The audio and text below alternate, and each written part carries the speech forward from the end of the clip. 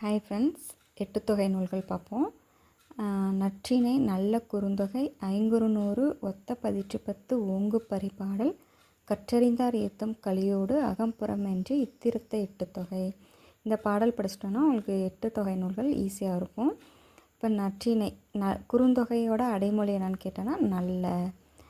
அப்போ நற்றிணை 1, குறுந்தொகை 2, ஐங்குறுநூறு 3, பதிற்று 10 4, பரிபாடல் 5, கலித்தொகை 6, அகநானூறு 7, புறநானூறு 8.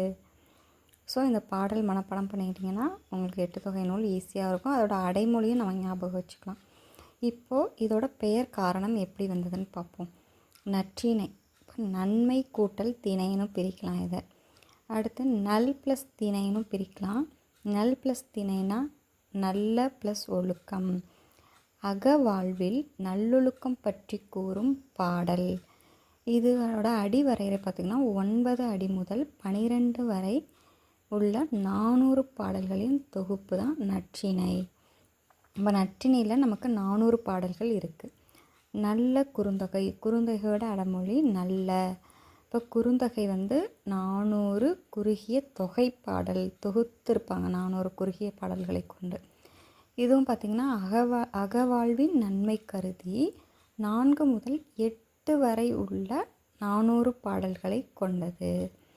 ஐங்குறுநூறு 500 குறுகிய பாடல்களை கொண்ட நூல்.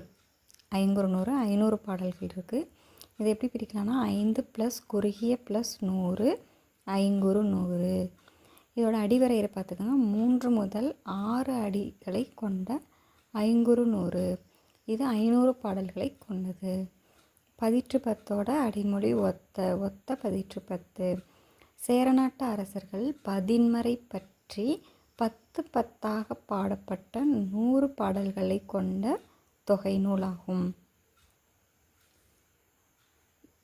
ஓங்கு பரிபாடல், பரிபாடலோட அடைமொழி ஓங்கு.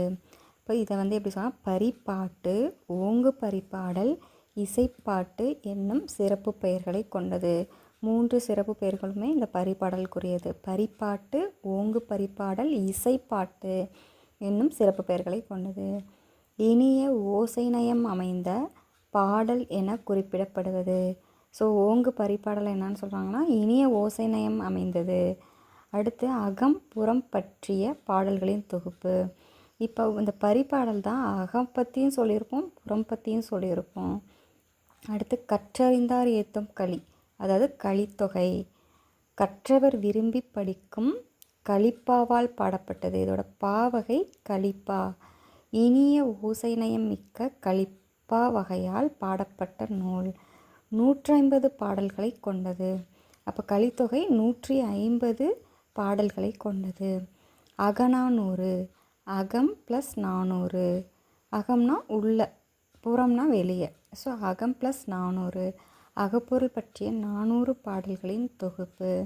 இதை எப்படி சொல்லலாம், அகப்பாட்டுன்னு சொல்கிறாங்க. இதோட அடைமொழிகள் வேறு என்ன, இதுக்கு பேர்லாம் இருக்குது. அகப்பாட்டு, நெடுந்தொகை 400ன்னு சொல்லலாம், நெடுந்தொகைன்னு சொல்லுவாங்க, பெருந்தொகை 400 என்னும் பெயர்களை கொண்டது. புறநானூறு, புறவாழ்வின் சிறப்புகளை கொண்ட 400 பாடல்களை கொண்டது. தமிழ்நாட்டு மன்னர்கள், சிற்றரசர்கள், வள்ளல்கள், சிறந்த குடிமக்கள், முதியோரின் பெருஞ்செயல்கள், அரும் பண்புகள் பற்றி பாடும் பாடல்களின் தொகுப்பு. ஸோ இதுதான் நம்ம எட்டுத்தொகை நூல்கள், அதற்கான பெயர் காரணங்கள். வீடியோ பிடிச்சிருந்தா லைக் பண்ணுங்கள். தேங்க்யூ.